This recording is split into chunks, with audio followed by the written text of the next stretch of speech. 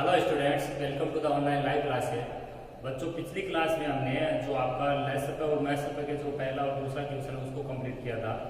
अब हम तीसरा क्वेश्चन है बच्चों वो बाद में करेंगे, जब दूसरी यूनिट करेंगे तो उसमें भी आपके एलसीएम एचसीएफ वगैरह है, वो आपके संख्याओं के है, अंकीय संख्याओं के एलसीएम एचसीएफ है, तो वहाँ से भी हमें सत्यता की जाँच करनी है। वहाँ पर हम जब करेंगे तो वहाँ पर करेंगे इस क्वेश्चन को। अभी हम चौथा वो जो 5वां क्वेश्चन है इंपॉर्टेंट आपका वो करेंगे। एक्सरसाइज नंबर आपकी है 3.6। आज इसको हम कंप्लीट कर लेंगे। तो चौथा हमारा जो क्वेश्चन है वो ये है कि दो व्यंजकों का गुणनफल, क्वेश्चन को लिख देते हैं हम यहाँ पर, दो व्यंजकों का गुणनफल, दो व्यंजकों का गुणनफल x minus 7 x square plus 8x plus 12 है। यदि इन व्यंजकों का महत्व है, व्यंजकों का जो महत्व है यानी एचसीएफ है वो आपका दे देता है x प्लस 6। महत्व हमेशा ही एलसीएम यानी महत्व से छोटा होता है, ये ध्यान रखिए। तो इनका एलसीएम ज्ञात कीजिए, तो एलसीएम ज्ञात।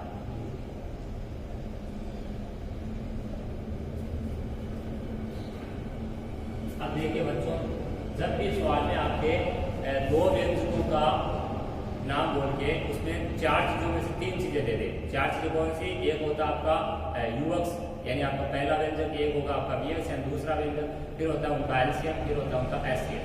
तो दो व्यंजक और एलसीएम और एचसीएफ, इनमें से आपको अगर कभी भी तीन चीजें देते, कितनी चीजें देते? तीन चीजें देते। मैं क्या बोल रहा हूँ कि जब भी आपको चार चीजें जो है एलसीएम एचसीएफ युवक्स और वियक्स, उनमें से तीन चीजें कोई सी भी देते और आपको अगर निकालनी हो चौथी चीज, तो आपको यहाँ पर जो फॉर्मूले सीधे डायरेक्ट काम में लेने हैं वो मैं लिख रहा हूँ कि आपको यहाँ पर रिलेशन याद रखना है कि युवक्स गुणा वीएक्स बराबर होता है, युवक्स गुणा वीएक्स बराबर होता है एलसीएम गुणा एचसीएफ। एलसीएम गुणा क्या होता है? एचसीएफ, युवक्स गुणा वीएक्स।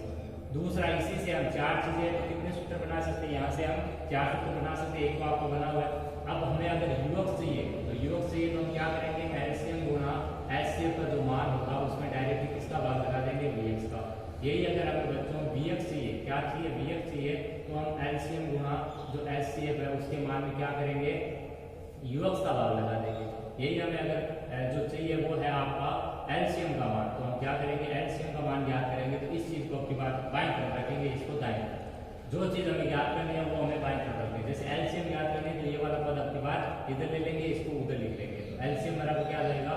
युवक्स गुणा वीएक्स, युवक्स गुणा वीएक्स बट्टे में आ जाएगा आपका एचसीएफ। और लास्ट आपका फॉर्मूला बन जाएगा, क्योंकि चार चीजें होने की वजह से कितने सूत्र बन सकते थे? नए चार। तो पांचवा जो सूत्र बनेगा वो एचसीएफ के मान के लिए बनेगा। एचसीएफ बराबर हो जाएगा युवक्स गुणा वीएक्स बट्टा एलसीएम। ये फॉर्मूले आपको कॉपी में नोट कर लेने हैं कि युवक्स गुणा वीएक्स बराबर हो जाता है एलसीएम गुणा एचसीएफ। तो वहां से हम ये चीजें जो अज्ञात है उनको निकाल सकते हैं। अब इस क्वेश्चन को देखते हैं कि दो व्यंजकों का गुणनफल, दो व्यंजकों का गुणनफल यानी एक व्यंजक आपका युवक्स है और वीएक्स है, उन दोनों का गुणनफल यानी युवक्स गुणा वीएक्स। ये चीज कौन सी है? युवक्स गुणा वीएक्स के रूप में ये मान दिया हुआ है। आगे बढ़िए, इन व्यंजकों का एचसीएफ, एचसीएफ आपको दे दिया, क्या क्या करना है? एचसीएफ मैंने क्या बताया? आपको चार चीजों में से तीन चीजें देते, चौथी निकाले तो आप देखो कौन सी ज्ञात करनी। यहाँ ये ज्ञात करनी एलसीएम, तो यहाँ सूत्र कौन सा काम में आएगा? चौथा सूत्र युवक्स गुणा वीएक्स बटा एचसीएफ। ये डायरेक्ट हम यहाँ पर लिख देंगे। तो हम लिखेंगे सबसे पहले माना कि पहला व्यंजक, यहाँ दो व्यंजकों का गुणनफल है उसमें हम पहले मान लेते हैं, माना कि पहला व्यंजक जो है हमारा वो है x माइनस 7, वह दूसरा जो हमारा व्यंजक है वो है हमारा, इसके साथ में जो चल रहा है दूसरा व्यंजक मान लिया हमने x square plus 8x plus 12। Clear है? दो व्यंजक दे के तो माना कि पहला व्यंजक आपका युवक्स बराबर मान लिया हमने और दूसरा व्यंजक बच्चों हमने मान लिया कौन सा? वीएक्स बराबर, इसके बराबर मान लिया वीएक्स बराबर मान लिया x square plus 8x plus 12। फिर लिखेंगे तथा एचसीएफ जो हमारा है वो दे रखा है वो है x प्लस 6।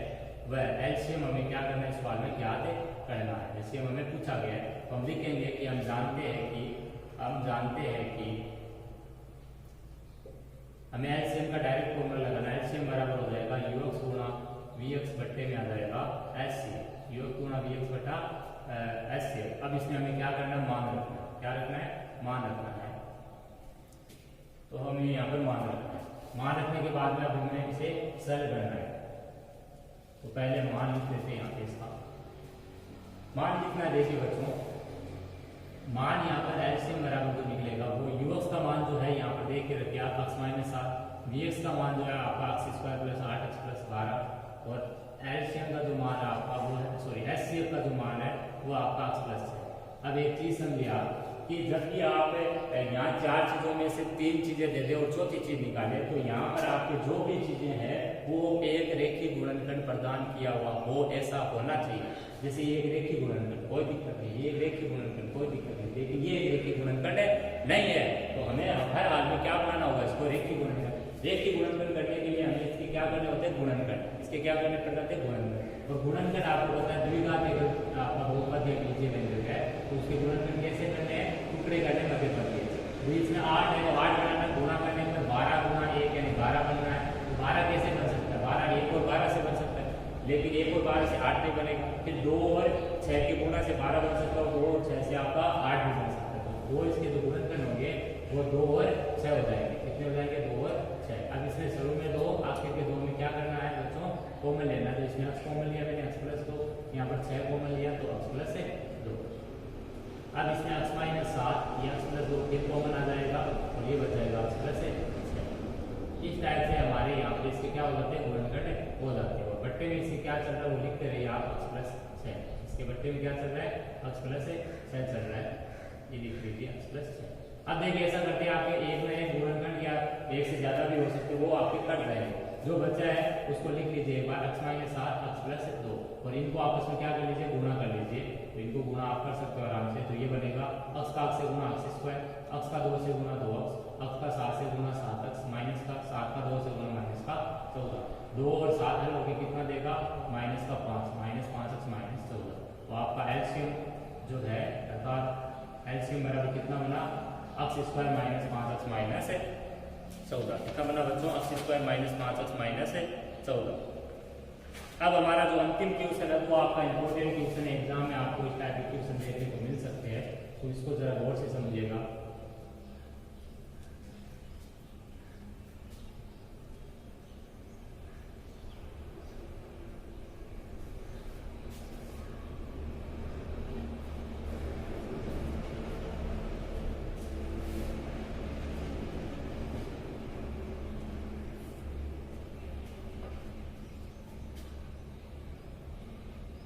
दो द्विघातीय व्यंजकों का एचसीएफ, दो द्विघातीय व्यंजकों का एचसीएफ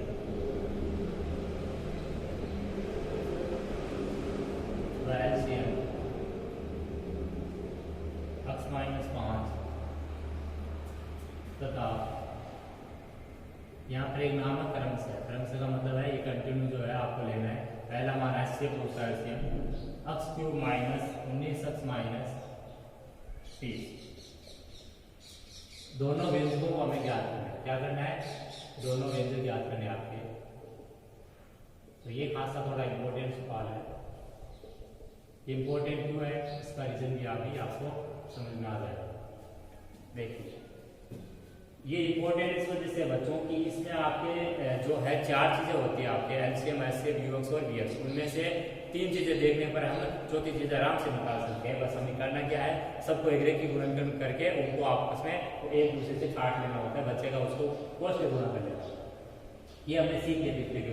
लेकिन यहाँ एचसीएफ और एलसीएम 2 ही चीज दे रखी है, इसका मतलब 2 चीज अपने अज्ञात है यहाँ। वो कौन से, दोनों बीजीय व्यंजक या दोनों बहुपद, यानी यूएक्स और वीएक्स यहाँ ज्ञात करना है। तो ये तो गड़बड़ कर दी सवाल में कि यहाँ 2 चीजें दी है, 2 पूछ रही, तब हम क्या करेंगे। तो यहाँ पर आपको घबराने की जरूरत नहीं है। यहाँ पर आपको दिमाग में ये रखना है कि जो एलसीएम और एचसीएफ आपको दे रखे हैं बच्चों, उनके आपके गुणनखंड करने। आपको हर हाल में यहाँ पर जो 4 चीजें दे या 2 चीजें दे, आपको देखना ये कि किसके रेखीय गुणनखंड नहीं है। जिसके रेखीय गुणनखंड नहीं है उसके पहले आपको क्या करना है, रेखीय गुणनखंड करना है।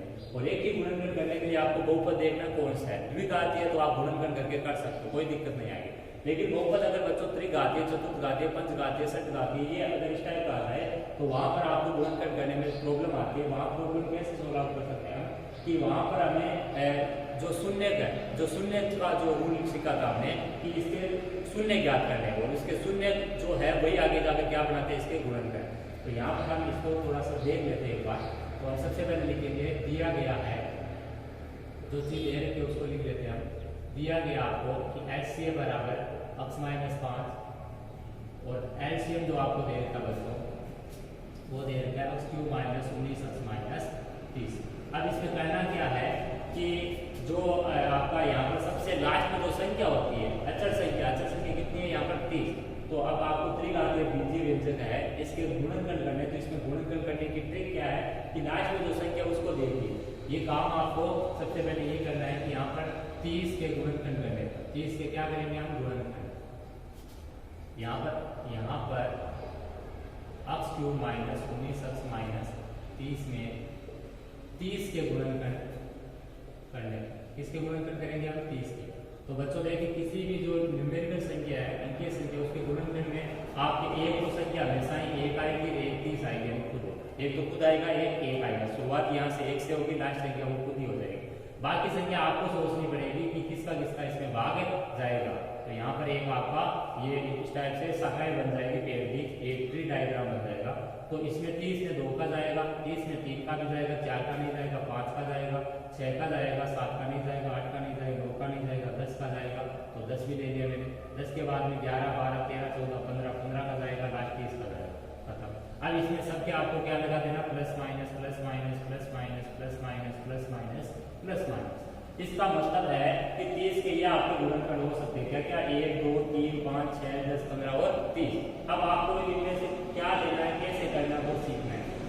इतना करने के बाद में 30 के गुणनखंड ये बनेंगे और इसके बाद हमें क्या करना है, वो हमें बहुपद देना है जिसके गुणनखंड करेंगे। ये काम कब करना है, ये काम कब करना है जब आपका जो बहुपद है वो आपका द्विघात के अलावा कुछ भी हो, जैसे द्विघात चतुर्घात, तब ये काम करना है। तो इसमें हमें क्या करना है कि 30 के गुणनखंड हमने सीख लिए। अब इन्हीं मानों में से ये मान बच्चों यहाँ पर आपकी किस बहुपद के लिए करें, ये जो अक्ष का बहुपद है, तो ये जो मान रखेंगे हम अक्ष की जगह रखेंगे और चेक करेंगे कि इनमें से कौन सा मान होगा जो इसका मान क्या बनाएगा, शून्य। हमने पढ़ रखा है कि एक बीजीय व्यंजक या बहुपद में आपका जो है उसमें चर राशि का वह मान जो रखने पर उसका मान क्या बना दे, शून्य बना दे। वो बहुपद का उसका क्या कहलाता है, शून्य। और अगर वो एक बहुपद का शून्य, जैसे x बराबर एक बहुपद का एक शून्य है, तो इस एक को इधर लाएंगे तो x माइनस 1 इसका क्या बन जाता है, फिर गुणनखंड बन जाता है। ये हमने पढ़ रखा है 3.1 में पहले। तो अब हम क्या करना है, यहाँ पर ये रख करके चेक करने की कौन सा मान इसका शून्य बनाएगा, जो शून्य बनाएगा वही गुणनखंड।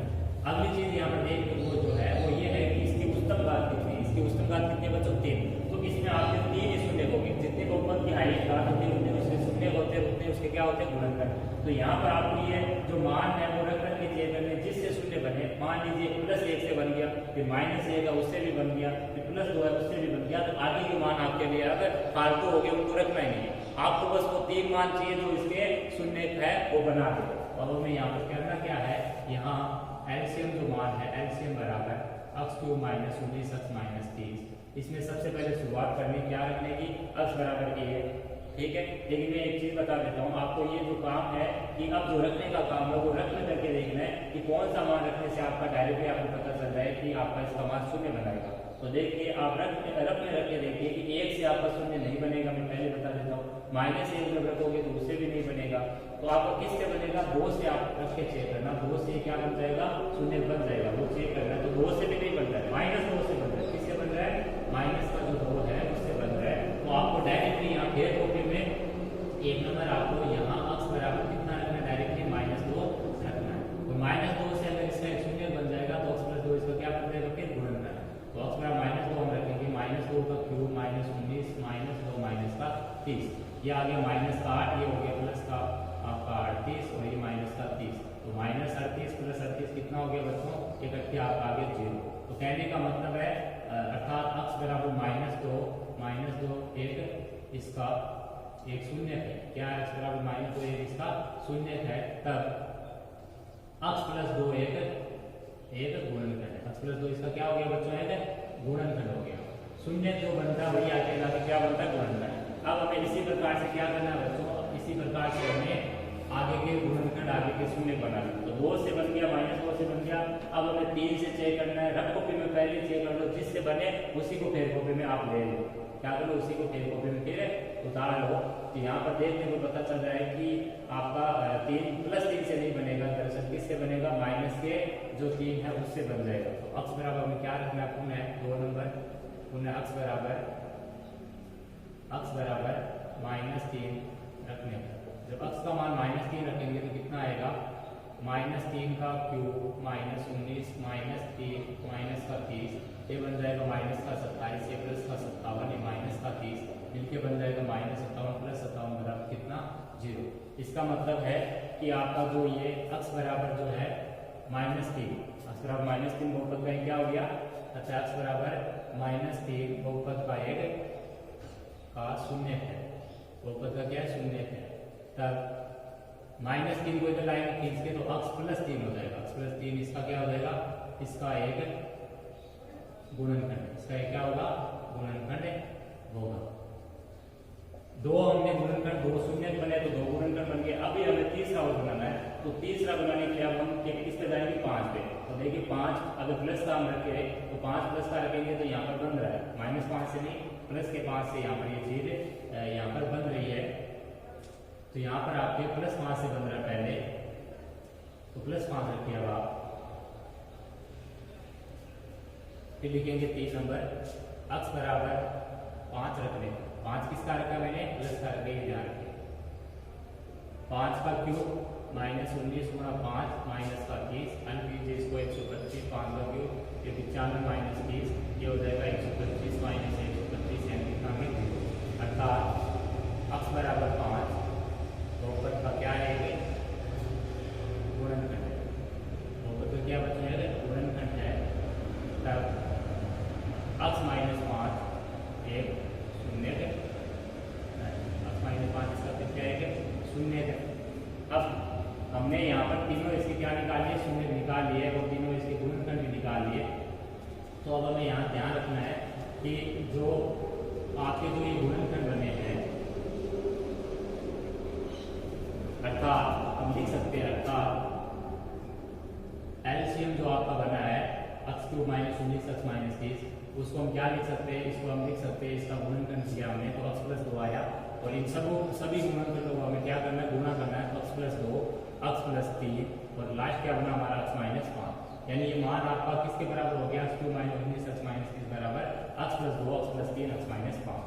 अब हमें याद करना बच्चों दोनों आपके बीजीय व्यंजक है। बीजीय व्यंजक याद करने के लिए हम क्या करेंगे, हम अब देखिए यहाँ से आगे जब आप गुणनखंड कर लो, चाहे त्रिघातीय चाहे चतुर्घातीय, सबका तरीका यही होगा जो एक बार आपको मैंने समझाया है।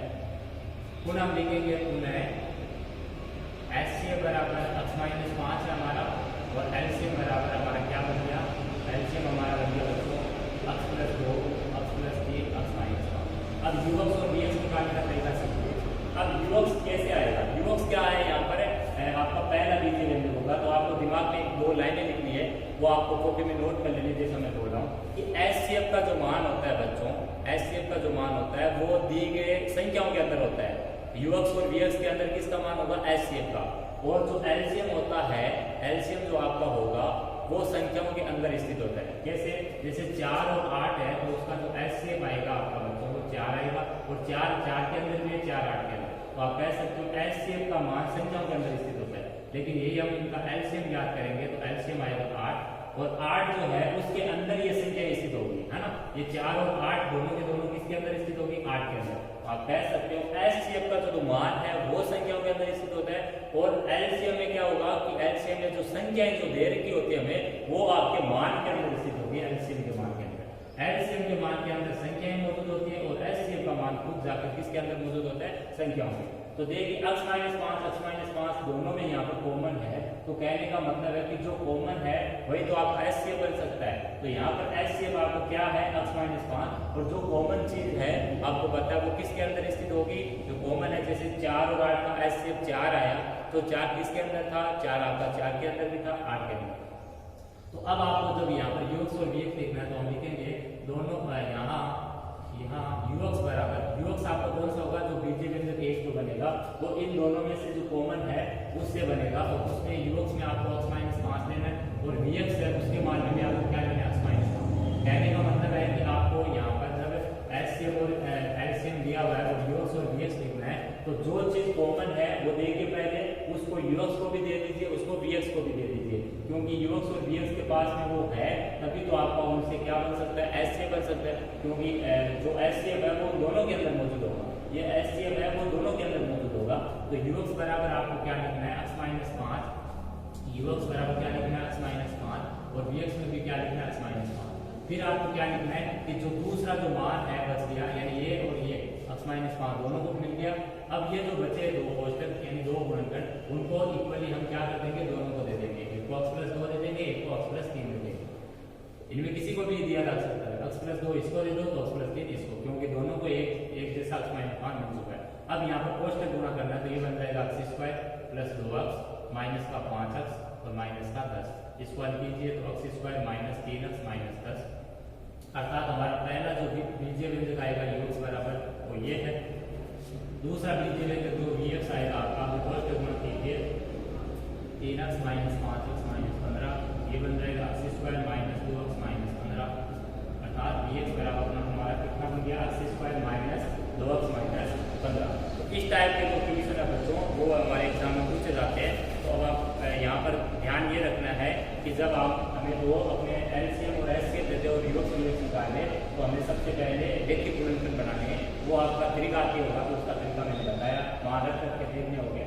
और उसके बाद में यूएक्स और वीएक्स के लिए क्या करना है कि जो चीज़ एस की वजह से दोनों में कॉमन होगी वो दोनों को यूएक्स और वीएक्स को बांट दो, जो बाकी बचे थे वो उनको बाद में एक एक और बांट दो और फिर कोष्टक गुणा कर लो, इस प्रकार से आपके दोनों बीजे क्लियर आता है।